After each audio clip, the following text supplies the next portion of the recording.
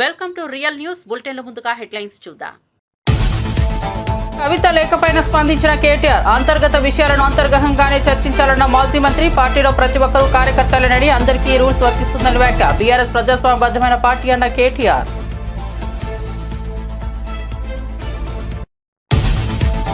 వల్లభనేని వంశీకి తీవ్ర అస్వస్థత. పోలీస్ కస్టడీలో ఉండగా అకస్మాత్తుగా క్షీణించిన ఆరోగ్యం. నకిలీ ఇళ్ల పట్టాల కేసులో పోలీస్ కస్టడీలో ఉన్న వంశీ. అనారోగ్యానికి గురైన వంశీకి కంకిపాడు ప్రభుత్వ ఆసుపత్రిలో చికిత్స. తీవ్ర ఆందోళనలో వంశీ కుటుంబ సభ్యులు. రేవంత్ పై కేటీఆర్ వ్యాఖ్యలను ఖండించిన మహేష్ గౌడ్. ఇంట్లోని కుంపటితో కేటీఆర్ సతమతమవుతున్నారని కవిత వ్యాఖ్యలను దృష్టి మరల్చే ప్రయత్నం చేస్తున్నారని విమర్శ.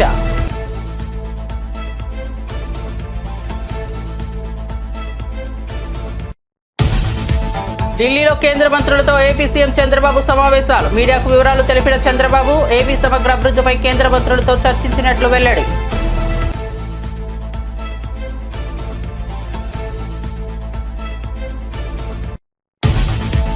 కవిత చెప్పిన దెయ్యం కేటీఆరే కావచ్చన్న మంత్రి సీతక్క. సిస్టర్ స్ట్రోక్ తో కేటీఆర్ చిన్న మెదడు దెబ్బతిందని సీతక్క వ్యాఖ్య. కాళేశ్వరం కమిషన్ల విషయంలో ఇప్పుడు భయం ఎందుకని ప్రశ్న. గ్లోబల్ ఇవ్వాలంటూ వ్యంగ్యం. కేరళను తాకిన నైరుతి రుతుపవనాలు 8 రోజుల ముందే దేశంలోకి ప్రవేశం. అంచనాల కంటే ముందుగానే రుతుపవనాలు రావడం 16 ఏళ్లలో ఇదే తొలిసారి. చివరిసారిగా 2009లో మే 23న నైరుతి రుతుపవనాలు. ఇక భారత వివరాల్లోకి వెళ్తే తాను రాసిన లేఖ బయటపడిన విధానం కుట్రపూరితమైందని ఎమ్మెల్సీ కల్వకుంట్ల కవిత ఆవేదన వ్యక్తం చేశారు. బీఆర్ఎస్ అధినేత తన తండ్రి కేసీఆర్ ను దేవుడిగా అభివర్ణించిన కవిత ఆయన చుట్టూ కొన్ని దెయ్యాలు సంచలన వ్యాఖ్యలు. నా లేఖను ఇలా లీక్ చేయగలిగితే ఇతర నాయకుల పరిస్థితి ఏంటో ఊహించుకోండి అని వ్యాఖ్యానించారు. పార్టీలో కోవట్లను బయట పెట్టకపోతే బీఆర్ఎస్ భవిష్యత్తు ప్రమాదంలో పడే అవకాశం ఉందని హెచ్చరించారు. ఈ లేఖ వ్యవహారంపై కాంగ్రెస్ బీజేపీ సంబరపడాల్సిన అవసరం లేదని తెలిపారు. పార్టీ లోపలి సమస్యలపై చర్చ జరగాల్సిన అవసరం ఉందని కవిత సూచించారు. ఆమె వ్యాఖ్యలతో బీఆర్ఎస్ లో అంతర్గత రాజకీయ దుమారం మళ్లీ రగిలిపోతోంది. నా కొడుకు ఆదిత్య గ్రాడ్యుయేషన్ సెరమనీ పూర్తి చేసుకొని అమెరికా నుండి వచ్చే లోపల మరి ఏదో లేఖ లీక్ అయిందని చెప్పి గత 2-3 రోజులుగా చాలా హంగామా నడుస్తున్నట్టుగా తెలుస్తూ ఉన్నది. మరి ఈ సందర్భంగా నేను చెప్పదలుచుకున్నది ఒకటే.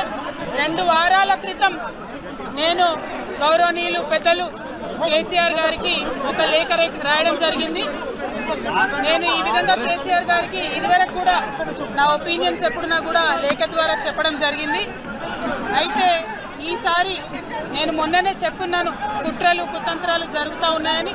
నేను చెప్పిన కొద్ది రోజుల్లోనే మరి నేను అంతర్గతంగా కేసీఆర్ గారికి రాసినటువంటి ఉత్తరం బహిర్గతం కావడం అన్నది, ఇది మరి ఏం జరుగుతుందో అన్నది పార్టీలో ఉన్నటువంటి మనందరం, తెలంగాణ ప్రజలందరూ కూడా ఆలోచించుకోవాల్సినటువంటి విషయం.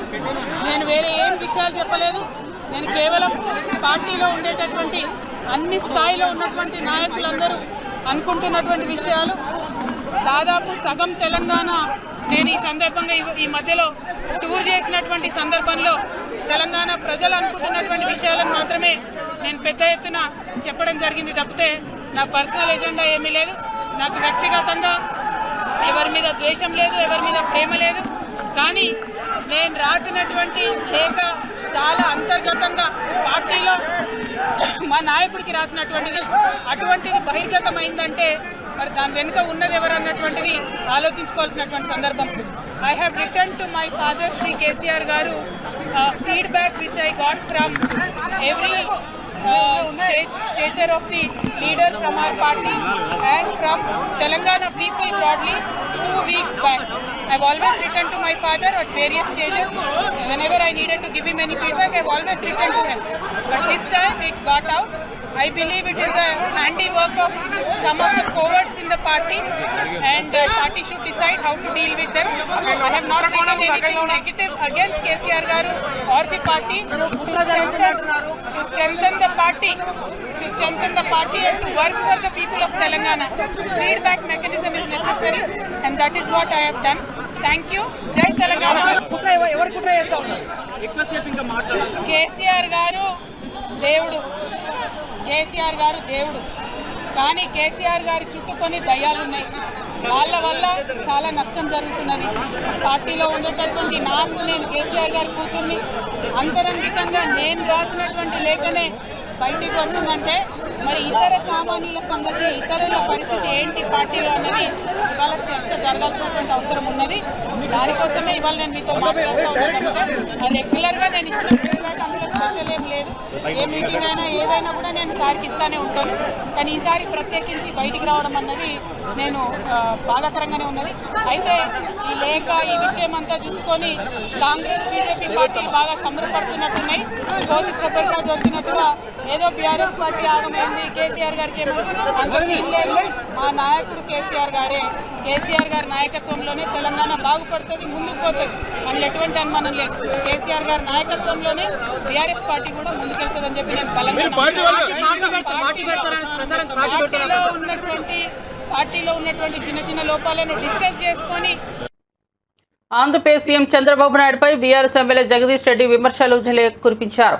అంత గొప్పవాడైతే ఇప్పటి వరకు ఒక్క సచివాలయం కూడా ఎందుకు కట్టలేకపోయాడు? రైతులకు ఇంకా 6 గంటల కరెంట్ ఎందుకు ఇస్తున్నాడని ప్రశ్నించారు. గుజరాత్లోనూ అదే పరిస్థితి ఉందని చెబుతూ అందులో ఏ మెరుగు ఉన్నదని విమర్శనార్థంగా ప్రస్తావించారు. కేసీఆర్ మాట్లాడితే మోడీ బట్టలు ఊసిపోవడమే సాధారణమైపోతుందని ఆయన వ్యాఖ్యానించారు. ఈ మధ్యన సార్ చెప్పిన సామెత ఉంది కదా, మొన్న సభలో అని చెప్పి దాన్ని చూసి ఎలకలబడ్డట్టు, నీ చంద్రబాబు అంత మొగోడే అంత మునగాడే అయితే ఎందుకు అమరావతిలో ఒక్క సెక్రటేరియట్ కట్టుకోలేకపోయాడు? 5 సంవత్సరాలు క్లియర్గా పరిపాలన చేసిండు కదా. మోడీ ఆయన చేతిలో ఉన్నాడు కదా. వాళ్ళ మోడీనే స్వయంగా వచ్చి శంకుస్థాపన చేసిండు కదా. మేము కూడా ఏం కిరికిరి పెట్టకుండా మా కేసీఆర్ సార్ కూడా వచ్చి ఆశీర్వాదం ఇచ్చొచ్చిండు కదా మీకు. అయినా ఎందుకు ఒక్క బంగ్లా కట్టలేకపోయినావు? మా కేసీఆర్ ఉన్నదాన్ని ఊలగొట్టి అద్భుతమైన బంగ్లా కట్టిండాడు సచివాలయాన్ని మొత్తం భారతదేశం అంతా వచ్చి చూసేటట్టు.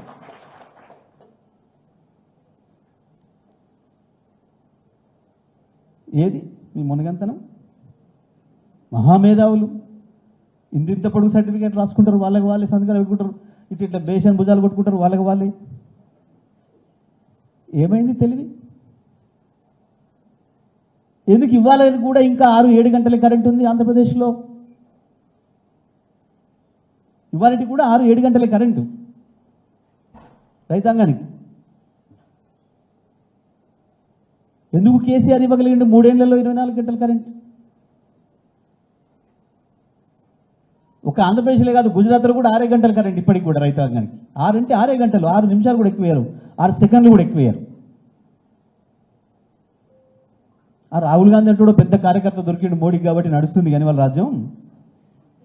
కేసీఆర్ కనుక నోరిప్పడం మొదలు పెడితే మోడీ బట్టలు ఊసిపోవడం ఖాయం. వీళ్ళు కొట్టుకుంటున్న గప్పాలు రాయించుకుంటున్నవి మీడియాని భయపెట్టి,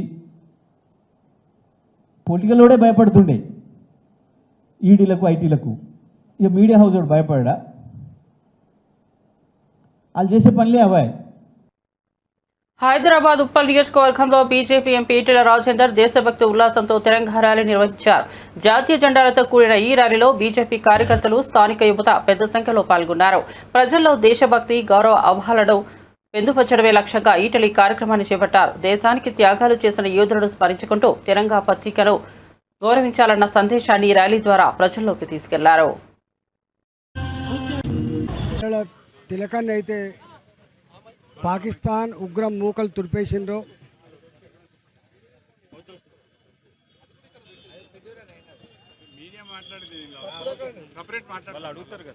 ఝాన్సీ లక్ష్మీబాయి వారసులైనటువంటి 2 మహిళా మండల నాయకత్వంలో పాకిస్తాన్ టెర్రరిస్టు మూకలపై ఏ విధంగా విరుచుకుపడ్డామో 3 రోజుల కాలంలోనే పాకిస్తాన్ ఎయిర్ బేస్లు కావచ్చు, పాకిస్తాన్ వ్యవస్థల మీద దాడి చేసి ఎట్లా కకావికలం చేసినామో,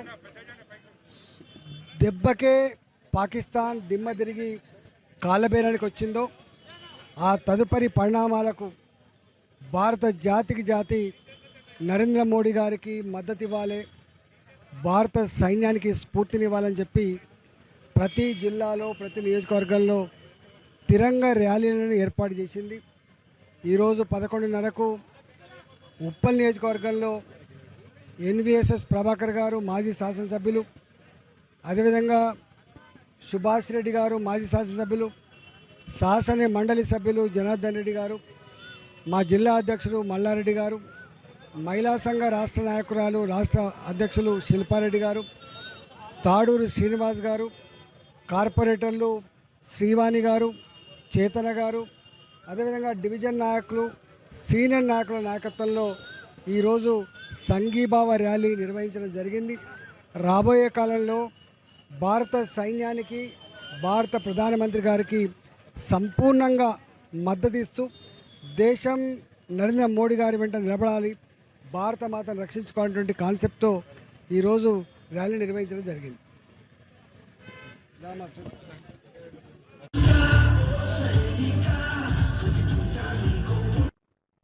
బీఆర్ఎస్ వర్కింగ్ ప్రెసిడెంట్ కేటీఆర్ పై మంత్రి సీతక్క తీవ్ర విమర్శలు గుప్పించారు. కేటీఆర్ కి చిన్న మెదడు చితికిపోయిందంటూ ఘాటుగా వ్యాఖ్యానించారు.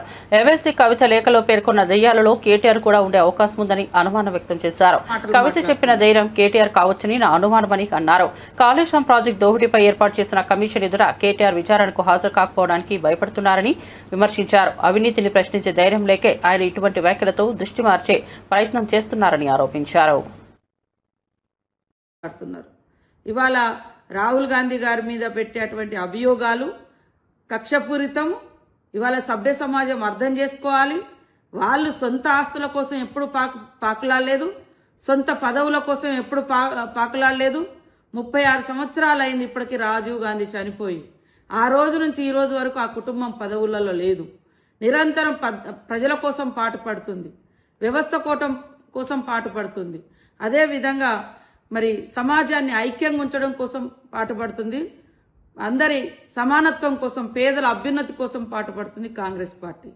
ఇక్కడ రేవంత్ రెడ్డి గారు కూడా మరి విజయవంతంగా తన యొక్క పరిపాలన కొనసాగిస్తుంటే అహంకారంతో ఉన్నటువంటి కేటీఆర్ వాళ్ళ ఫ్యామిలీ నిరంతరం టార్గెట్ చేసి సోషల్ మీడియాను వేదికగా చేసుకొని అబద్ధాలను ప్రచారం చేయడంలో గోబెల్స్ను మించినటువంటి గ్లోబల్ ప్రచారకర్త ఎవరు అంటే అది కేటీఆర్ ఆయన సోషల్ మీడియా. కాబట్టి ఇవన్నీ చేసేటువంటి తప్పుడు ప్రచారాలు పబ్లిక్ నమ్ముతలేరు. కాబట్టి పదే పదే అబద్ధాన్ని ప్రచారం చేసి అదే నిజమని నమ్మించేటువంటి ఆ యొక్క మానసిక వ్యాధిలో కేటీఆర్ ఉన్నాడు. ఇంకా సిస్టర్ స్ట్రోక్ లాంటి స్ట్రోకులు చాలా ఎదుర్కొంటావు ఇలాంటి తప్పుడు ప్రచారాలు చేస్తే. ప్రజలు తాటదీస్తారు. కాబట్టి తప్పుడు ప్రచారాలు మానుకొని వాస్తవాల మీద నిలబడి ఒక నిర్మాణాత్మకమైనటువంటి ప్రతిపక్షంగా నువ్వు కొనసాగు. అప్పుడు బాగుంటుంది. ప్రజలు నిజంగా నువ్వేమన్నా మంచి మాట్లాడితే ఇది నిజమే కదా అని అనుకుంటారు. కానీ అబద్ధాలను అనేక సార్లు చెప్పడం మూలంగా నువ్వు అబద్ధానికి పుట్టిన బిడ్డగా మారిపోయినవు, అబద్ధానికి పుట్టిన వ్యక్తిగా ఉంటావు. గోబెల్స్ను మించిన మరి గ్లోబల్ ప్రచారకర్తగా నువ్వు మిగిలిపోతావు. అది గుర్తుపెట్టుకో కేటీఆర్. రాహుల్ గాంధీ గారి మీద రేవంత్. జమ్మూ కాశ్మీర్లోని పూంచ్ జిల్లాకు కాంగ్రెస్ నేత రాహుల్ గాంధీ చేరుకున్నారు. ఇటీవల పాకిస్తాన్ దళాలు జరిపిన సరిహద్దు కాల్పుల్లో బాధపడిన గ్రామాల ప్రజలను పరామర్శించేందుకు ఆయన ఈ ప్రాంతాన్ని సందర్శించారు. బాధిత కుటుంబాలను దగ్గరగా కలుసుకుని వారి ఆవేదనను పంచుకున్నారు. బాధితులకు అన్ని విధాలుగా అండగా ఉంటానని భరోసా ఇచ్చారు. దేశ రక్షణ కోసం పోరాడుతున్న జవాన్ల త్యాగాలను రాహుల్ గాంధీ ప్రశంసించారు. You play really hard. Big hug to all of you. Love you.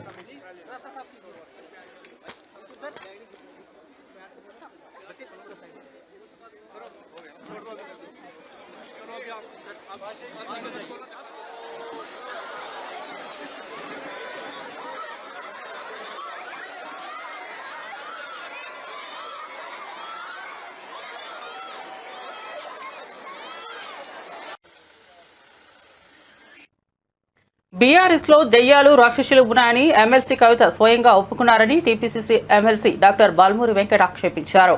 Kalvakuntla కుటుంబంలో దోచుకున్న సొమ్ము పంచుకోవడమే అసలైన పంచాయతీ అని మండిపడ్డారు. కేసీఆర్ చుట్టూ ఉన్న దెయ్యాలెవరో తెలంగాణ ప్రజలకు కవిత స్వయంగా వివరించాలని డిమాండ్ చేశారు. 10 ఏళ్ల పాటు అధికారంలో ఉండి చేసిన పాపాలన్నింటినీ ఇప్పుడు కవితే బహిర్గతం చేస్తూ పార్టీలో లోపాలున్నాయని అసంతృప్తిని బయటపెడుతున్నారని విమర్శించారు. ఈ వ్యాఖ్యలు బీఆర్ఎస్ లో అంతర్గత పోరు తీవ్రతను వెల్లడిస్తున్నాయని బాల్మూరి వెంకట్ వ్యాఖ్యానించారు. మా కాంగ్రెస్ పార్టీ కానీ మా ప్రభుత్వం కానీ మేము పదే పదే ఎన్నో సందర్భాల్లో చెప్పడం జరిగింది. గత 10 ఏళ్లుగా తెలంగాణ ప్రజల రక్తాన్ని ఒక దయ్యాల లెక్క పీల్చి 1,00,000 కోట్లు దోచుకున్న బంగారు కుటుంబం ఈ కల్వకుంట్ల కుటుంబం అని చెప్పినాము.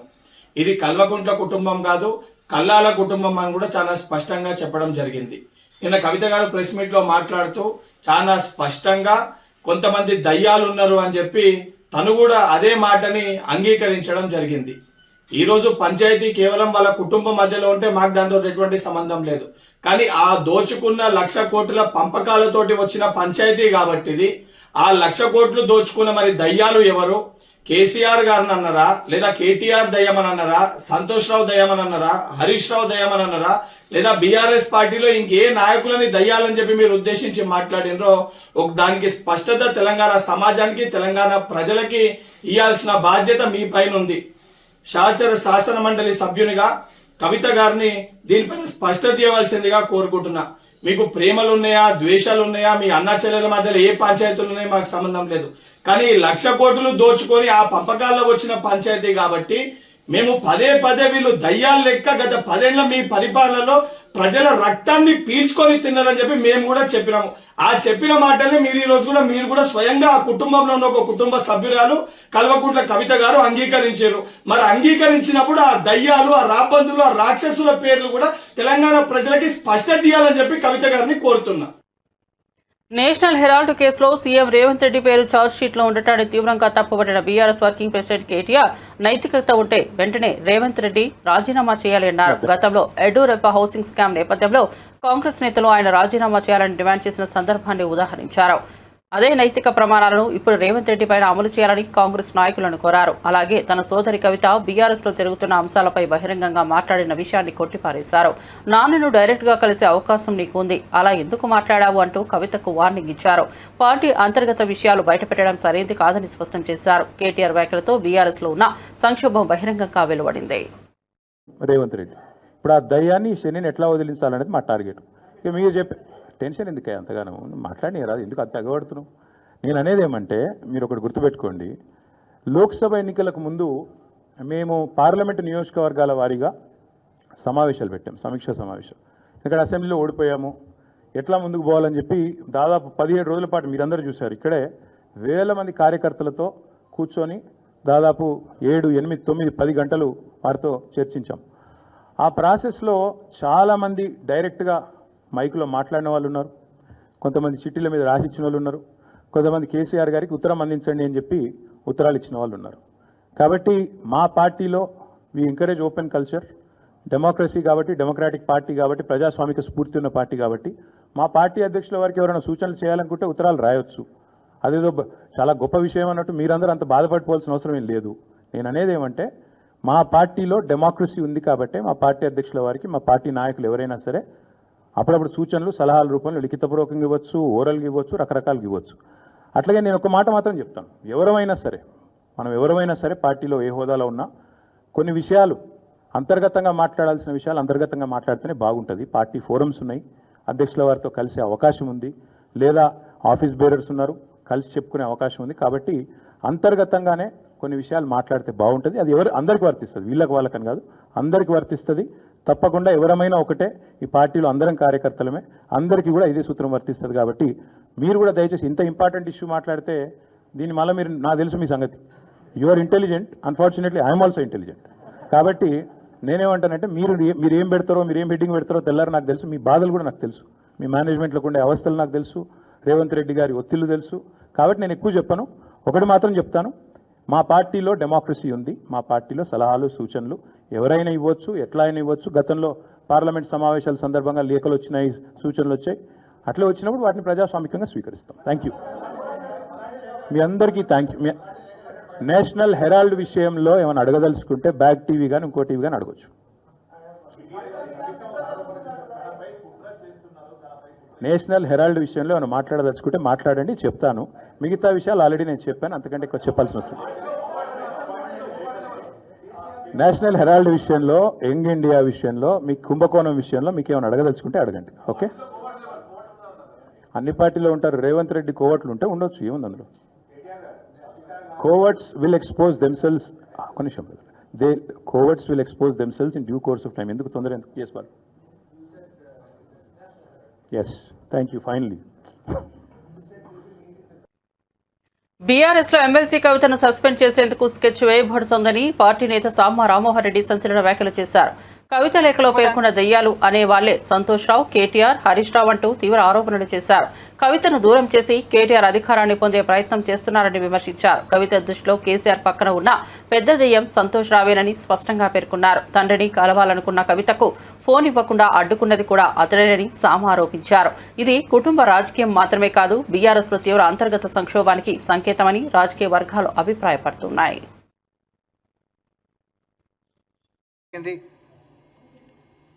తర్వాత అవి ఫేక్ లెటర్లని, లేకపోతే కాంగ్రెస్ పార్టీ నుంచి నేనే ఏదో తయారు చేసినా అని, లేకపోతే అందులో వాస్తవాలు ఏమీ లేవని,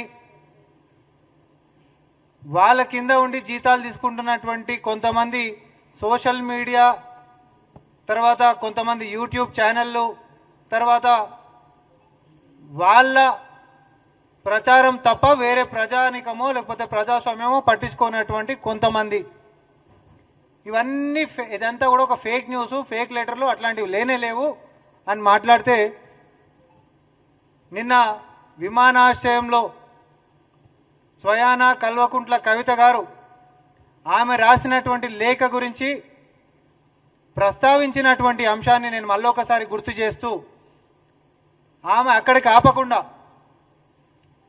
కేసీఆర్ గారు దేవుడు లాంటి వాడు, కానీ ఆయన చుట్టుముట్టు కూడా దయ్యాలు చేరినాయి అనేటటువంటి ఒక అంశాన్ని ప్రస్తావించిండ్రు. ఈరోజు కాంగ్రెస్ పార్టీ ఇదే వేదిక నుంచి ఇంకొన్ని విషయాలు కూడా మేము ముందుకు తీసుకొని రాగలుగుతున్నాం. ఏమని, అసలు కన్న బిడ్డ తండ్రితోటి పంచుకోలేనటువంటి పరిస్థితులు, ఉత్తరాలు రాసి మరి చెప్పుకోవాల్సినటువంటి దుస్థితి, మరి ఆ దేవుడి పక్కన ఉంటున్నటువంటి ఏ దయ్యాలు కలిగించినాయి అనేటటువంటిది మనం మాట్లాడుకోవాలి. ఆమె దృష్టిలో, కవిత గారి దృష్టిలో కేసీఆర్ గారి పక్కనే ఉంటూ కన్న కూతురి యొక్క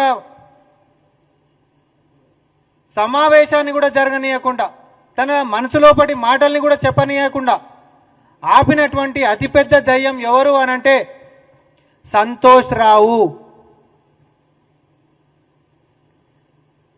కనీసం ఫోన్లు చేసినా తండ్రికి ఫోన్లు ఇవ్వలేనటువంటి పరిస్థితికి, చెప్పుకుందామనంటే చెప్పనియనటువంటి పరిస్థితికి కేసీఆర్ గారి పక్కనే ఎప్పుడు ఉండుకుంటా, ఎవరు మాట్లాడాలన్నా, ఎవరు కలవాలన్నా, ఎవరు ఏం చేయాలనో పరోక్షంగా ఈరోజు పార్టీని నిర్ణయిస్తున్నటువంటి శక్తిగా సంతోష్ రావు ముందుకున్నాడు.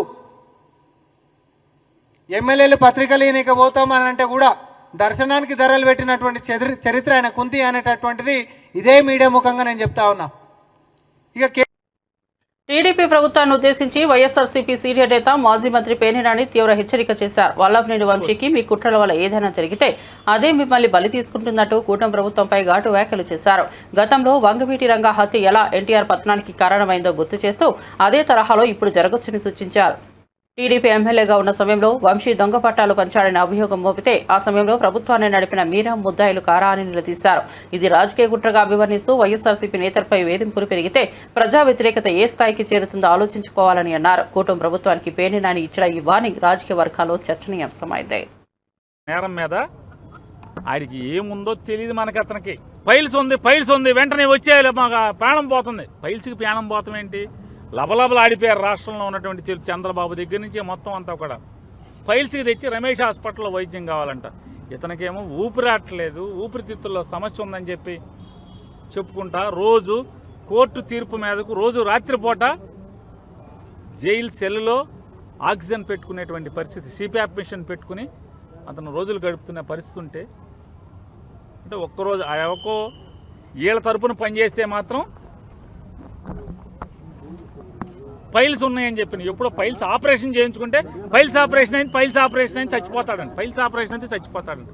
ఇక్కడ ఊపిరితిత్తులు దెబ్బతిన్నా కూడా చచ్చిపోరు.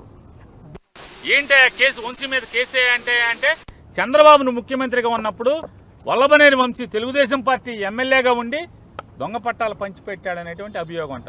మరి ఆ ప్రభుత్వాన్ని నడిపినోడిని ముద్దాయి చేయొద్దా? అప్పుడున్న రెవెన్యూ మినిస్టర్ని ముద్దాయికం చేయిద్దా? తప్పుడు ప్రభుత్వం మీదే కదా. మీరు ఏవేదైతే వాళ్ళ వంశీ మీద అభియోగం చేస్తున్నారో, దొంగ పట్టాలు పుట్టించి పట్టాలు పంచిపెట్టాడు తెలుగుదేశం ప్రభుత్వంలో అని చెప్పని, దానికి కారణం మీరే కదా. మరి మీరు ముద్దాయిలు అవరా? తండ్రి కొడుకులు ముద్దాయిలు అవరా? కాబట్టి మీ ఏపోడు అంటే మీ జెండా మోస్తే ఏం పాపాలు చేసినా పర్లేదు. మీ జెండా మోస్తే పాపాలు చేసిన వాడికి 10 రోజుల క్రితం పైల్స్ ఆపరేషన్. బీఆర్ఎస్ లో నెలకొన్న తీవ్ర అంతర్గత సంక్షోభంపై టీపీసీసీ అధ్యక్షుడు మహేష్ కుమార్ గౌడ్ ఘాటు వ్యాఖ్యలు చేశారు. కేసీఆర్ చుట్టూ ఉన్న దెయ్యాలు ఎవరో ప్రజలకు తెలియాలని డిమాండ్ చేశారు. కవిత, కేటీఆర్ మధ్య జరుగుతున్న పరస్పర వైరం నేపథ్యంలో హరీష్ రావు మౌనంగా ఎందుకు చూస్తున్నారని అన్నారు. ఇంట్లోనే కుంపటి తట్టుకోలేక కేటీఆర్ సతమతం అవుతున్నారని ఎద్దేవా చేశారు. సొంత చెల్లిని ఎదుర్కోలేక కవిత లేఖలో ఊగిసలాడుతున్న కేటీఆర్ ఇప్పుడు సీఎం రేవంత్ రెడ్డి మీద ఆరోపణలు చేస్తూ దృష్టి మళ్లించేందుకు ప్రయత్నిస్తున్నారని విమర్శించారు. 10 ఏళ్ల బీఆర్ఎస్ పాలనలో జరిగినవన్నీ తప్పిదాలకు కవితే స్వయంగా బయటపెట్టారని తెలిపారు. బీఆర్ఎస్ బీజేపీ మధ్య ఉన్న గుప్త ఒప్పందాన్ని కూడా కవిత వ్యాఖ్యలు బలంగా నిరూపిస్తున్నాయని అన్నారు. ప్రస్తుతం బీఆర్ఎస్ 3 ముక్కలు అవుతుందని, భవిష్యత్తులో తెలంగాణ రాజకీయాల్లో బీఆర్ఎస్ స్థానం ఉండదని మహేష్ కుమార్ గౌడ్ ధ్వజమెత్తారు. చెల్లెలు తనకే ఏకుమేకై మరొక పవర్ సెంటర్ రావడంతో మతి భ్రమించి కేటీఆర్ గారు ఆ ఎపిసోడ్ని డైవర్ట్ చేసే విధంగా కాంగ్రెస్ ప్రభుత్వం పైన, ముఖ్యమంత్రి రేవంత్ రెడ్డి పైన పసలైన ఆరోపణలు చేస్తూ ఉన్నాడు. కేటీఆర్ గారు ఫస్ట్ చేయాల్సింది తన ఇంట్లో రగులుతున్న కుంపటిని సరిపెట్టుకోవాలి. ఇవాళ కవిత కేసీఆర్కే లెటర్ రాసి 10 సంవత్సరాల తప్పిదాల్ని ఎత్తి చూపే స్థాయికి వచ్చిందంటే కేసీఆర్ కుటుంబంలో రగులుతున్న మంట అందరికీ తెలిసిందే, ప్రజలకు ఇంకా అర్థమవుతా ఉంది. కవితన మాట్లాడిన మాటలు చూస్తే బీజేపీకి, బీఆర్ఎస్ పార్టీకి పరిపూర్ణమైనటువంటి లోపాయికార ఒప్పందం ఉందనేది స్పష్టమవుతా ఉంది.